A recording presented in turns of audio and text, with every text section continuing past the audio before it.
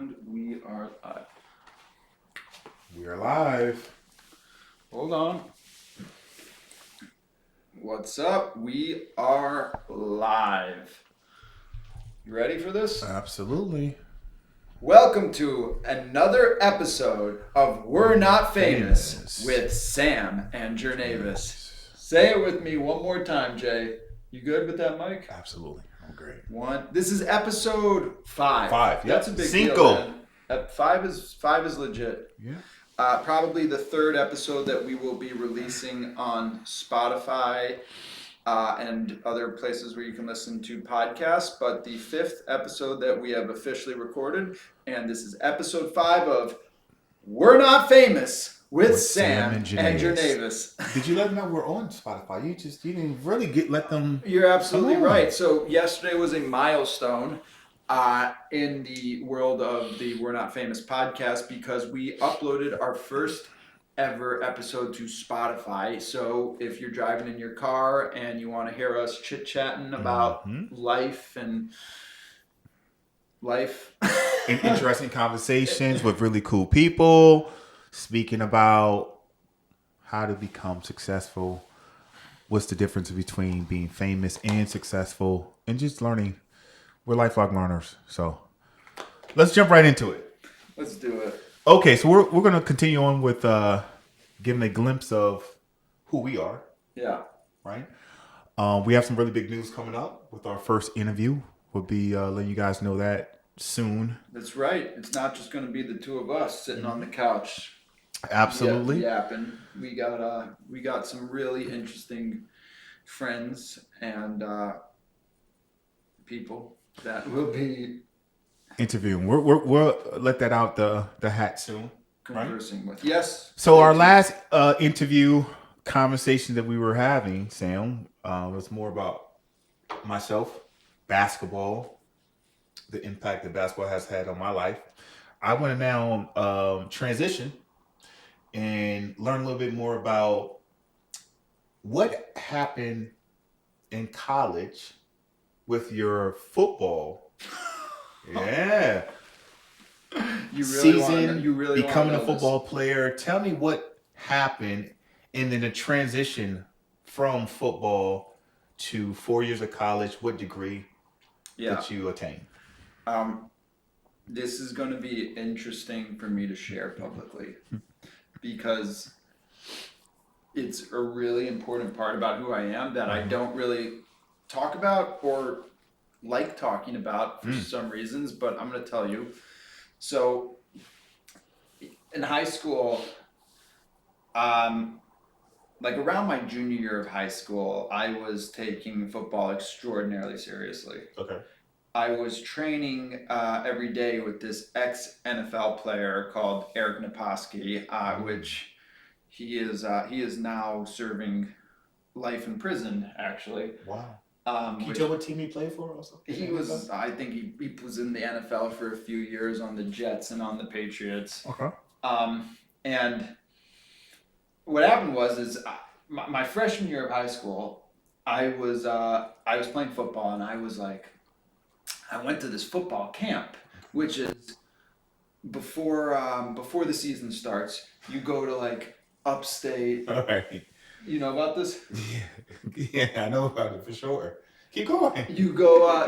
I think we is in Massachusetts. Honestly, I gotta stop. Yeah. I'm laughing, everyone, because I love this guy's hat. I mean, this guy's special. I'm listening to you say, I'm like, this guy has a cowboy hat on. Anyway, I didn't mean to interrupt you. Keep going. No. That's why I was really laughing. I'm another West Palm Beach cowboy. I think it's a nice. No, it's a great hat. Yeah. Great hat.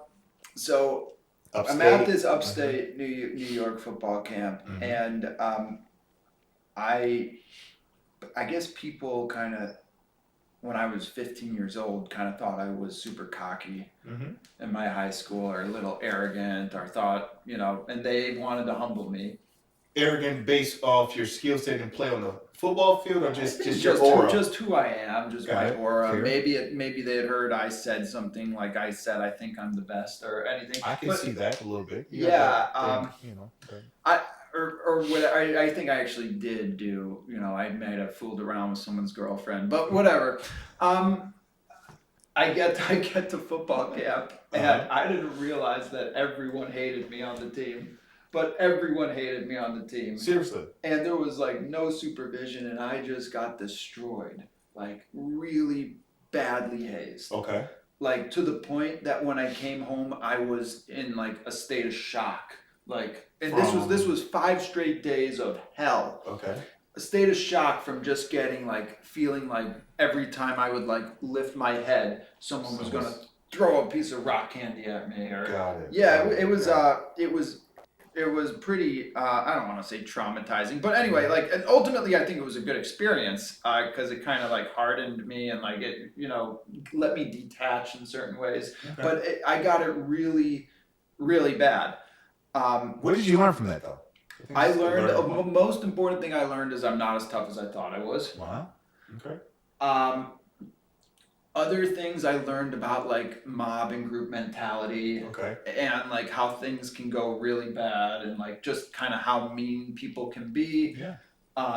When like you get the green light to be mean to a certain person or a certain group of people. Sure. And like I'm like, look, I've read stories about high school hazing. I don't want to. None of that happened. Whatever you're thinking, but like almost. Like it was close. Yeah. Okay. But what happened was I'm like, shit. Like I gotta start lifting weights. I gotta be able to fight back next time this happens when I come home. Gotcha. And now we're at football practice. Is this a freshman, sophomore? This is freshman going into sophomore year. Got it. And some guy shows up at the practice, and I describe him as the size of a small house. Wow. He would make The Rock look scrawny. And it's a man and he's got a razor blade tattooed on the back of his... military coach. My military coach introduces this man and says, I am scared shitless of this man. Wow. When he says he's scared of someone... You believe him. I believe him. Got it. And that's our head football coach was a military guy, and this is how he introduces Eric Naposki. Okay. So Eric Naposki, the big man, he comes in, he gives a talk to the team, and more or less says, I played in the NFL, and at the time, that's what I wanted to do. I wanted to get to the NFL. That was my way out. That's how I was going to prove to the world that I was a success. Right? At 15 years old. And I looked at this man and said, I'm going to transform into him. And he said, I used to play in the NFL. I know what it takes to get there. I'm opening up a gym and I want to start training athletes. Wow. Okay. So a lot of people were like rolling their eyes. I went right up to him. When can I sign up? Sign up. I moved into his gym. Wow. I was there 6 days a week. Sure. Realistically, I was there 5 days a week. I become the guy's personal assistant. I did everything he said and accelerated and really transformed my physical abilities. But did it affect your play on the football field? And I had and I got recruited all over the country from these liberal arts schools that have football teams that they take very seriously, from Occidental and Chapman and California to Gettysburg and Muhlenberg and Dickinson and all these. Playing what position? Playing wide receiver. Wow. And you're the ideal? Yeah, I'm the ideal build, about 6'1", skinny, in shape. How much did you weigh in high school? 185. Wow. That's good. Yeah. So I've maintained my weight. Okay. Dropped it when I needed to. So senior year. Let's jump to senior year. So senior year, I mean, if we're telling the Naposki story, which I could finish, I'll do the weave. You do the weave, you go in and out, and then we'll get back to this. So senior year, you're still training with him. I'm still training with him, and the cops show up. Before you go there, did he have a successful gym? Everyone in the town, first of all, every mom in the town was training there. Second of all, it got to the point where all the serious athletes on the team were training with Naposki. Yeah, that's what I'm going to. And the people saw the progress that people who trained with him had, and then everyone was training. So he knew his stuff. He really, and to this day, I still do the Naposki workouts. Wow. I mean, now that it's all mostly boxing, but I still do the Naposki workouts, and it really helped me in the gym. Like most people go in the gym, they don't know what to do. Like I've never needed a personal trainer. I've needed boxing coaches, but I've never needed a personal trainer because I learned so much. Naposki workouts. It's interesting how you call it's been named after him. And by the way, when I visited him in prison, they all do the Naposki workouts. Everyone in the prison. Is he still locked up today? He is, and I want to get into it. Okay, you jumped a little bit. Okay. Same year. So he by the way, he transforms his life and he starts rolling around in like convertibles. He drove around in a Nissan convertible. I say he looked better in that Nissan than most men look in a Ferrari because he really had a look. He looked like an action star superhero. Okay. He bought new cars, and the gym was full, and he had money coming in. And then senior year, I'm in the gym, and the cops show up, and I wasn't there when this happened. The cops show up and arrest him, and word gets out he's been arrested. Okay. And all anyone thinks is, oh, he's probably not paying taxes. Okay. Because his lifestyle has changed, and that's all anyone thinks. But then it's a national news story, 48 Hours, that the former NFL player is arrested in a murder that took place 15 years ago in Long Beach, California. Murder. For shooting someone in cold blood 6 times. So I obsessed over the case, and I think that he was framed. There was no DNA evidence. There was someone else. There was a woman named Nanette, who, I've since kind of forgot some of the details, but she basically, he owned a gun, Naposki, when he was, so what happened was he went and he played professional ball on a league in Barcelona. Overseas? Okay. Yeah, after he injured himself in the NFL. Okay. And then he comes home and he didn't have a lot of money. Fair. So he took a job working the door at a nightclub. Okay. Which a lot of retired football. Yeah, the job makes sense, but you got to think that like you were in the NFL 5 years ago, now you're working the door. And he started seeing a girl who was 25 years old at the time. And how old do you know what age? I think he was like 27 at the time. Okay. And he got pretty involved with her, and she happened to be, I believe she was married to a multi-millionaire who had invented something like some type of medical device. And the life insurance was in her name. So she stood to make something like $5 million if he died. Okay. And she had the guy killed. Wow. Yeah. And they tried to blame it on him back in '93. They didn't have a case. Okay. They didn't have him there. I think they had another alibi where he was somewhere else. And because the gun that killed him, I believe, was in his name. And I don't want to get into the nitty gritty, but like I really don't think this guy is a murderer. So you believe he's innocent? And a funny story is, just to bring it full circle, then we'll get back. Is that when I was in Los Angeles and I was living in LA, and I was trying to spread an app that I was working on, that I was a part of, this type of social media app. And what we were doing is we were like setting up things in college frat parties, like to sign people up. And I go to UCLA and he's knocking on frat houses' doors, and we had a brand activation set up at this frat party that was the rugby team's frat house. And as I'm setting up the app, some kid taps me on the shoulder and goes, "Sam?" I turn around and I go, "Hey, were you the guy I emailed?" He goes, "You're Sam Fuhrer." Okay. Yeah, I'm Sam Fuhrer. You must have. Look, we're okay to do this. Like I spoke to somebody. He goes, No, man. You used to work out with my dad. Wow. I look at him. Holy shit. It was Eric's son, who was 8 years old at the time. He's now 18 years old. He's in a frat at UCLA on the rugby team. Wow. I go, "Oh my God." I go, "How's your dad doing?" He goes, "Well, he just got moved to Bakersfield, which is in Northern California. He was in Nevada for the last 8 years. And I have no way of getting up there because I don't have a car." I go, I'll drive you. How soon can we go? the next week, we drove up. You have to get there by 9 a.m, so we leave around 6. And me and Eric Jr., we drive up to Bakersfield. And we get there, and they're like, who's going in to see Eric? I'm like, we both are, right? Mm-hmm. They go, no, you didn't fill out the paperwork, because you have to fill out paperwork to visit someone in prison. So only he can go. I go, oh, man. They go, who was Eric to you? I go, he was like a father figure to me. He was like a mentor in my life. They go, the guards go, you should go see him. We really like Eric. Just like that? Yeah. They put me on the bus. Yeah. They drive us to meet him. I see Eric. He's a little bit smaller, but he's aged, but it's the same Eric. He hasn't seen his son in years. Gives his son a hug. His son's a big rugby player. Yeah. He gives his son a hug, starts crying. I'm like, guys, I'm sorry. Let me give you guys a minute. He goes, Sam, get in here. Your family.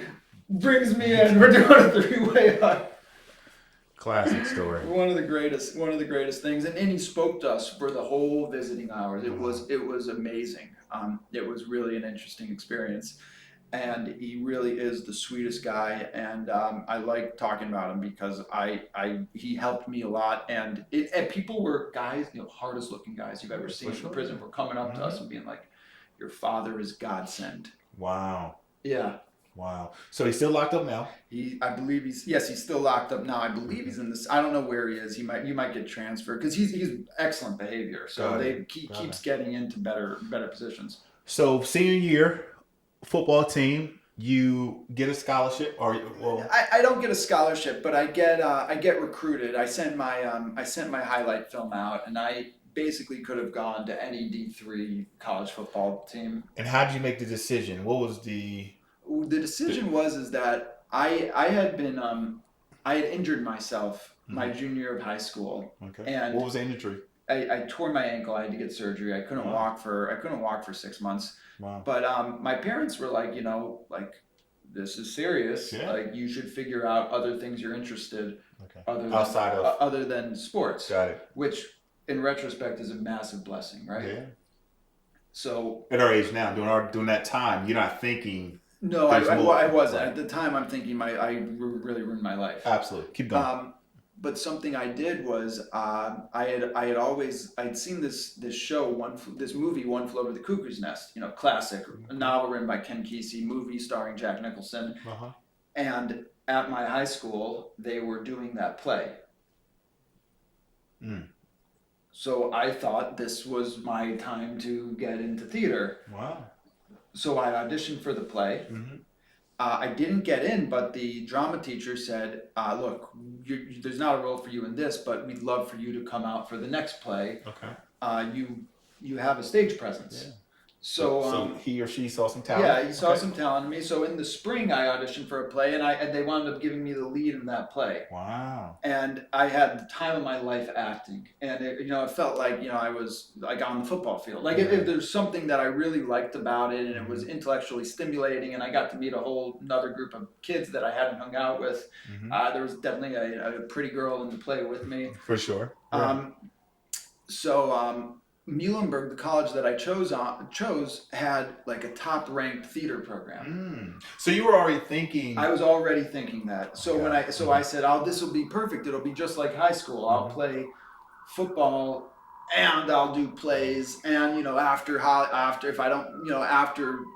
I'll go out to Hollywood and I'll become a big actor. Got it. So you had football as one of your talents. You had acting as one of your talents that you were interested in. I'm just saying these are things you were interested in.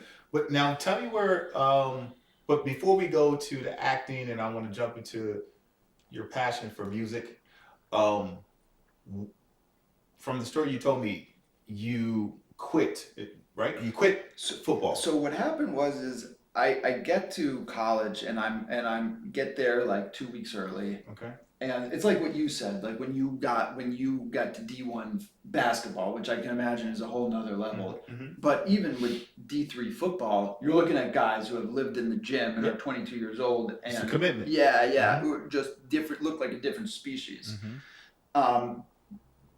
and everyone is good. It's everyone who was the best in their high school. Like in high school football, anyone could join the team. So like you're big difference. Yeah. And I was kind of thinking like, none of these guys are going to the NFL, and they're all taking football really seriously. Okay. And part of me had changed. Okay. Well, it seems like you found another. I hate to say. I found another passion. That's to be honest. You found another passion. I found another passion, which seemed like it would be. It could like be part of my life as I got older. Which it really has, because it opened my world up to literature and thinking differently about music. Yeah, I mean, a lot of different writing, music, and public speaking. Yeah, comedy. Even business. Yeah. So here I'm like listening to the conversations that some guys on this college football team. I've been having these conversations since I was a sophomore in high school. Right. Like I kind of want to evolve. Like I want to move on. Okay. In retrospect, so after doing the preseason, we did one like scrimmage game. Yep. I went to the coach and I said, I don't think this is for me.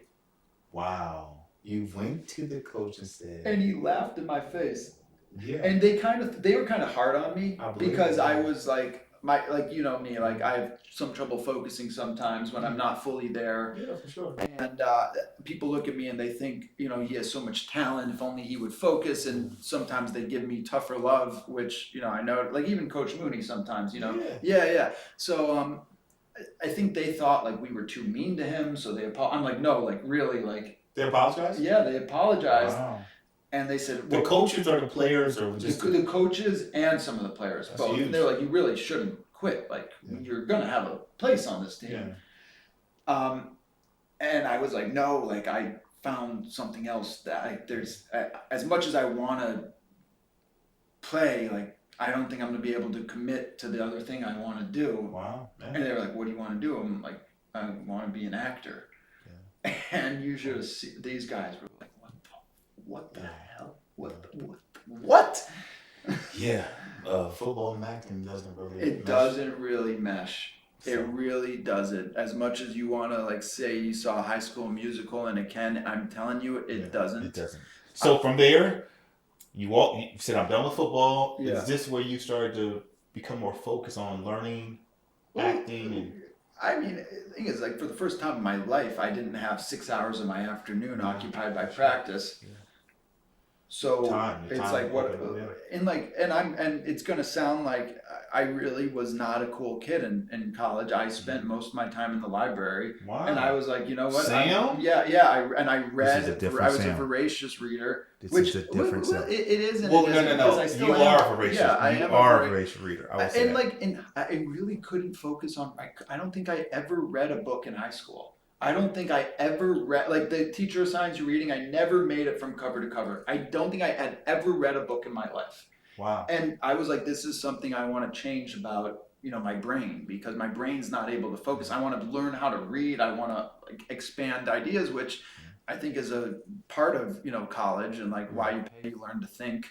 Yeah. And, there's a whole debate today whether it's important or not important to go to college. I got a lot out of it. Mm-hmm. I mean, is it worth the expense? That's up to So you do have a degree? Yeah, I got degree in what? Well, so like my degree was in theater, which in retrospect is probably a mistake. Okay. But at the same time, I was. That's what I thought I wanted to do, and that's fair though. But I always ask this question: what are two things you've learned from college that are beneficial or valuable to your life today? That affects your life in a positive way in business, I don't know, your career, in life. What did you learn? Two things in college. So there was a really interesting neuroscience professor at my college, and he was very interesting thinker, very good at explaining and communicating, and I was really drawn to him. And I took many classes with him, and we couldn't be more different. But I think he saw some of my intellectual capability, and I felt like I got some nice attention from him, and he kind of helped me develop some of my communication and thinking skills. which I've been able to use throughout my life. To when I decided I did want to get into finance and business and doing and mergers and acquisitions and transactions, I felt like because I was able to understand neuroscience, which is the psychology of the mind, infinitely complicated subject. And you tell anyone I studied neuroscience, they instantly think you're smart. That's true. That's true. And he opened me up to a lot of great thinkers and philosophers like William James was a big person that we read. That because at that age, 19 through 22, I was really doing the reading that what's that book called? Psychonetics? One of the most famous books about science. The book I read, a really great neuroscience book I read once, is called Incognito by a neuroscientist called David Eagleman. Anyway, keep going. So two things that you learned from college. How to attack a subject that you find is interesting and really learn about it through reading. And then developing my communication skills. Like I was also the speaker at my college graduation. I can see you being a speaker. And I think I did a good job speaking, and that was like the last thing I ever did at college. But I went and spoke at the graduation in front of 5,000 people off book. And to me, that was like, I'm going into the real world now. Like that out of everything I did in college, that really got my heart rate going more than anything. Yeah, because you have, I think you have a skill set. I don't know if it's a talent. I think it might be a gift of memory.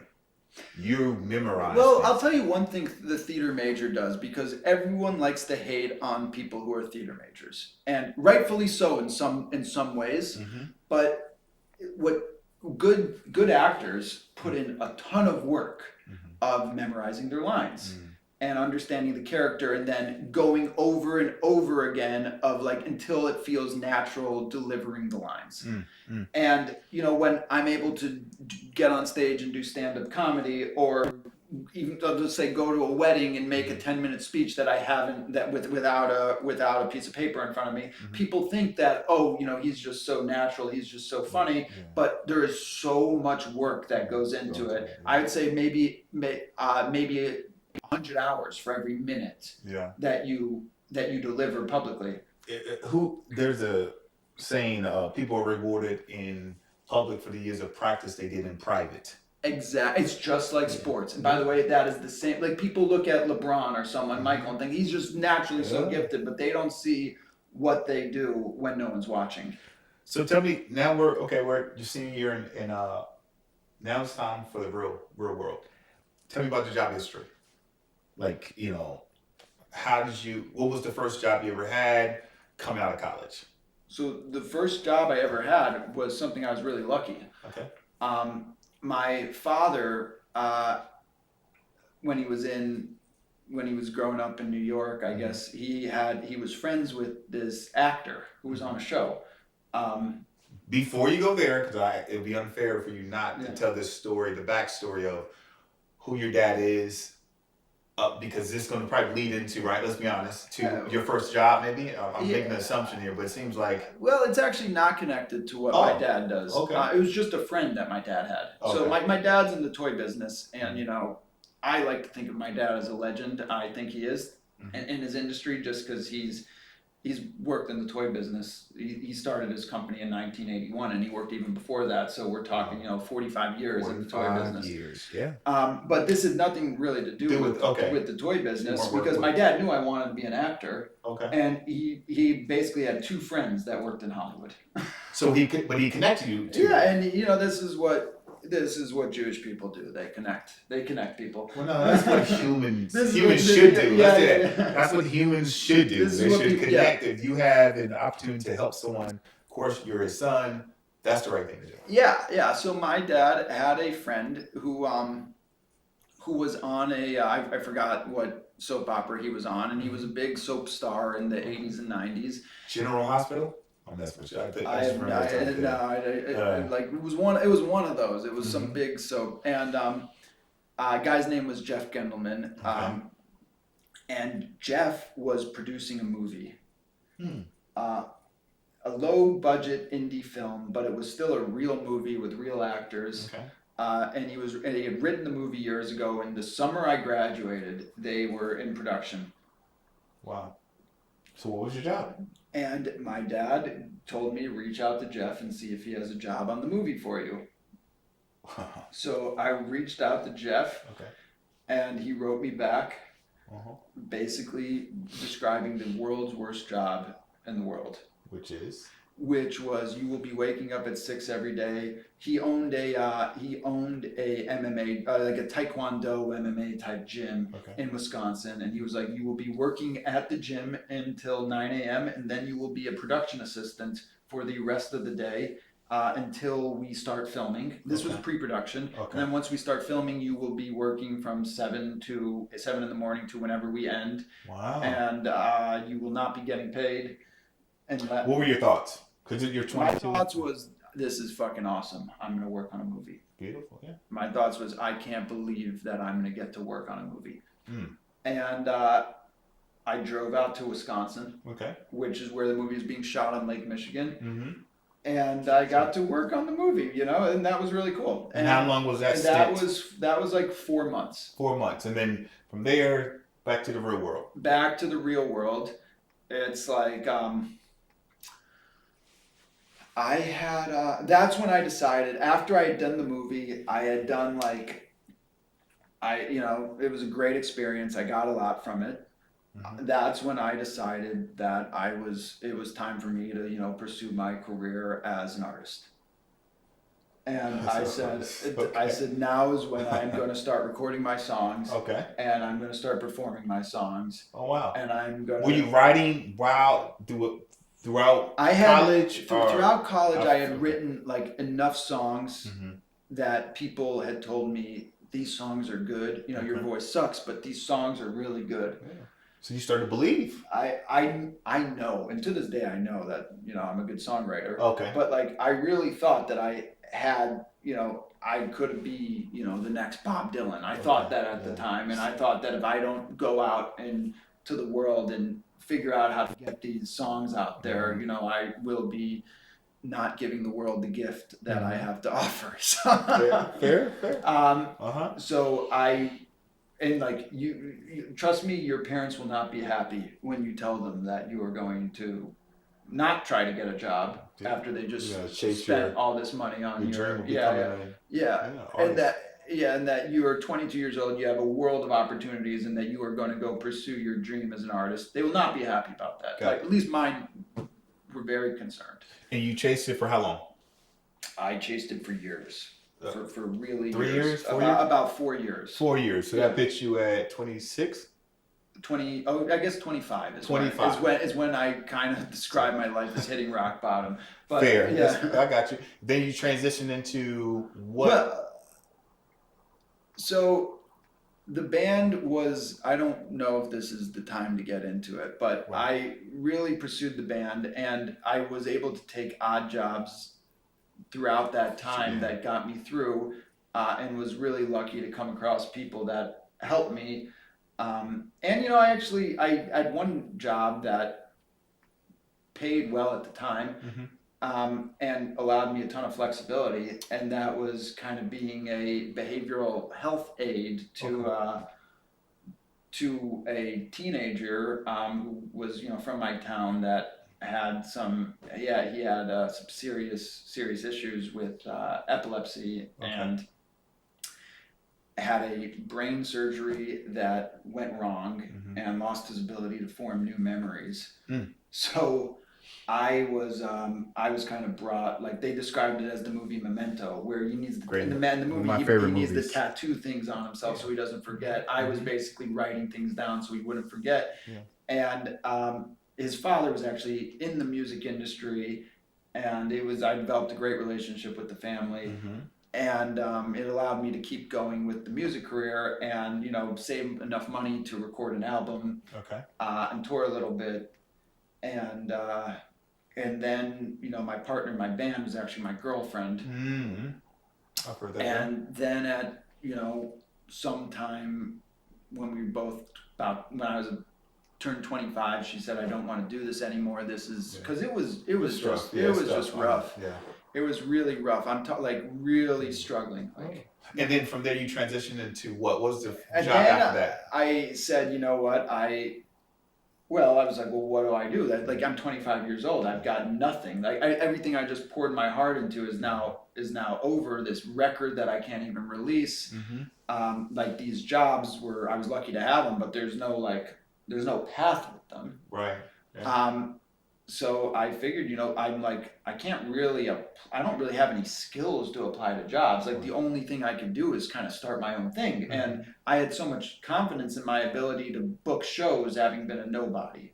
I was able to book shows all over Manhattan. I was able to play with some big acts while we were pursuing music. When I say play with big acts, play with guys like Griffin House or Charlie Mars, who no one's probably heard of, but they can sell out 500 seats in most cities in the country. And I would go out and open. Our band would go out and open for them. And take some sales. So I knew I had sales skills. I didn't really know how the business world works, so I didn't know how to apply them. But I decided to start selling I decided to build a business.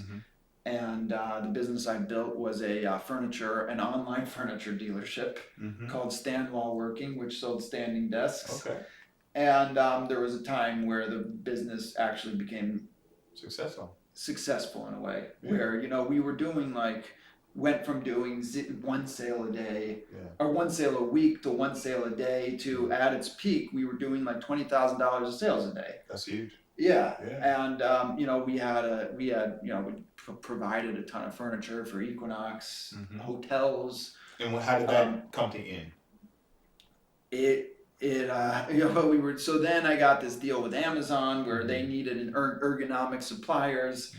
And once Amazon really accelerated the sales process of the business, which was awesome at the time. For sure. You're on the front end too of the whole Amazon really partnership and how it was really beneficial to. Yeah, right? I mean this was 10 years ago, so not like now everyone is on Amazon, everyone is doing e-commerce, but it was still kind of innovative like around 2015, 2016 to have an Amazon store. And learned a ton. And then from there, how did it end?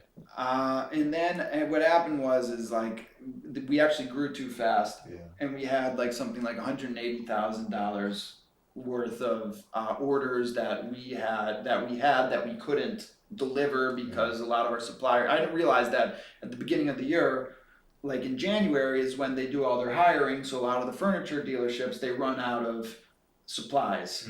So I was getting all these orders because they were doing their hiring. But I would call up the manufacturer and they'd say, we're out. Like we're 3 months out. So I wasn't shipped. So imagine you order something on Amazon, you don't get it for 3 months. Backup's crazy. You would freak out as a customer. So Amazon winds up locking up all the cash. Wow. Which was disastrous. For sure. And then you transition out of that into what? Well, there I was again at square one. I love it. Great story. Great story. But you got to tell, because we've got to wrap up soon, but tell the story of, did this come after the business where you were able to, I don't know who introduced you to the billionaire that you were blessed to kind of be with, stay with? What was that time? Yeah, that time frame. I think you lived with him. I don't know if I want to call anyone well, look, I know a lot. I know a lot of extremely wealthy people. I moved to Los Angeles during this time, and my uncle and we were working together a little bit, and I had made some great contacts out there, and a lot of people were kind of helping me try to figure out my next move. And we had this family friend who was really tight with my uncle and my dad, and I decided to reach out to him and see if I could become friends with him too. Okay. I'm listening to you. Keep going. So I reach out to this guy and we meet for dinner. And you ever like meet a girl that you just bond with instantly? I mean, me and this guy, we just it was like love at first sight. Like we couldn't get along better, all the same interests. I mean, the difference is that he had started a business 30 years ago and was insurmountably successful. Got it. And I had tried a lot of things and hadn't figured something out that really worked yet. Got it. So what was amazing about the whole thing is that the thing that my friend was most interested in me with was my music career. Interesting. And wanted to hear my album. Mm-hmm. So I used to keep my album with me at all times. I've got about 100 of them in that drawer over there. Okay. And I always kept it on me, so I gave him my album and I said, "Let me know what you think of it." Mm-hmm. And he called me probably the next day and said, "I listened to the album. I think it's fantastic. Whoever produced this for you, I'd love to meet, and because I want to make a record with them." Okay. So I introduced him to the guy who made the record, and he goes and he records with them. Wow. And now I'm thinking like, okay, like how can I leverage this relationship to get myself in a better situation? Of course, Sam. Of course. But I like I don't want that sounds kind of transactional. But it's true. But that's how I think of every relationship. Yeah. It's okay, my friend. Keep going. So something my friend was telling me is he was trying to sell his house, right, in Beverly Hills. Mm-hmm. And he was having some trouble with the real estate agent. Okay. And, didn't know if he was going to fire the real estate agent or not. So my, light bulb in my head went on. Get the real estate license. I said, if I could get my real estate license, I could sell his house. And, what's this house is $5 million. I can get 2.5% of that. Mm-hmm. That's $70,000 or whatever that is. Yeah. No, that's not. Let's do the math so that I don't look like an idiot. It's okay. It's keep going. It's great. This is good stuff. It was $125,000 if that I'd probably split with someone. So get my license like that. Wow. Like boom. And took the test. Yeah, I took the test, passed. Take a lot of courses online. Mm-hmm. And then I go on the Wall Street Journal and I see something about the #1 real estate agent in Beverly Hills. Oh. And I go, okay, I'm going to partner with this guy. Okay. So I show up at the real estate office and I say, I'm here to meet with, the man's name was Sean Elliott, who you actually met. I did meet him. Interesting guy. For sure. Yeah. It looks like Kevin O'Leary from Shark Tank. There's some similarities. For sure. Yeah. And I tell him, I say, I've got a listing for you. I've got a $5 million house in Beverly Hills.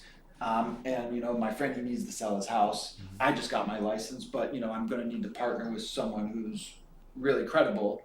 Mm-hmm. So will you sell it with me? He goes, absolutely. That simple. Yeah. Wow. We go and we meet the guy, and I go, Ben, and I haven't told my friend that I've been getting my real estate license. I haven't even mentioned this to him. Got it. I say, I know you've been complaining about your real estate agent. Well, I just found the #1 real estate agent in Beverly Hills who's going to help you sell your house. Wow. And he goes, great, let me meet the guy. Yeah. And Sean introduces himself and he goes, I'm the #1 real estate agent in Beverly Hills. I sell so many houses out here. Mm-hmm. And my friend goes, great. Do you have enough time to help me sell my house? This is, because if a $5 million house sounds like a lot of money, but in Beverly Hills, that's, a very middle of the road house. Mm.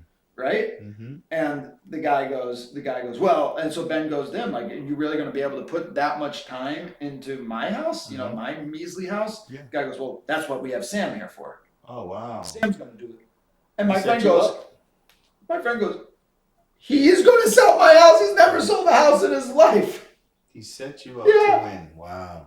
But my friend was so put off by the fact that I was going to sell the house. Yeah, for but sure. Anyway, he goes like, look, he was impressed that I had kind of, I think he was impressed that I had kind of like put this whole deal together behind the scenes. Yeah. So that's selling the house. Yeah, so we wind up so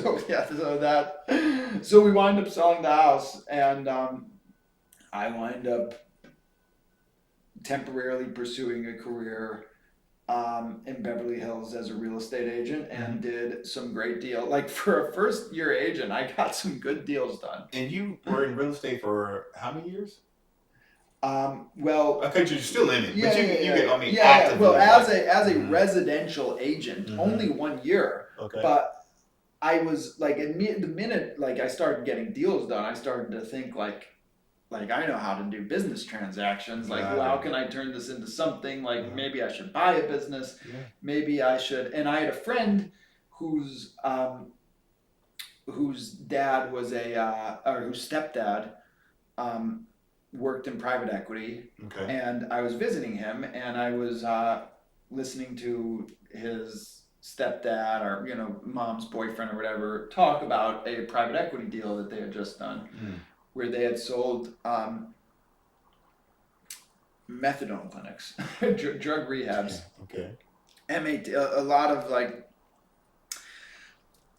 these behavioral health facilities for $600 million, and he was talking to me about that deal. Light bulb went up in my head. And I asked a lot of questions, and I knew about the opioid crisis because I was alive in 2010s, and I had seen it kind of come to the scene because I played football, right? I had seen when OxyContin became mainstream. I knew people who had seriously suffered. I had a family member who died of a fentanyl overdose. Like I really knew about the opioids. You knew there was something there. Yeah. And I was just so determined that I wanted to work in this business. And I had the behavioral health background, really, as a behavioral health aide, and I studied neuroscience. And this seemed a little like everyone and their mother is a real estate agent in California. And I knew that like I didn't want to be competing with, Ari Emanuel's wife or is, I get it. So I decided that I was going to go into that and get into the finance side of the finance transaction side of behavioral health. Wow. And his stepfather introduced you to it? He introduced my mind to it. And then I went and I found, oh yeah, what's up, train? Then I went out and I found a deal. Okay. I don't know if I should tell the next part of the story because it's. What are we at right now? Yeah, we're at about 45 minutes. We can save that, and I can tell how I got into becoming an M&A guy for drug rehabs, which is what I've been doing for over a decade. No, 7 years. 7 years since 2018. Close to a decade. Which is something I really am passionate about and enjoy. I never really thought that this would be my life, but well, until next time. We are checking out with We're Not Famous with Sam and Jernavis. See you soon.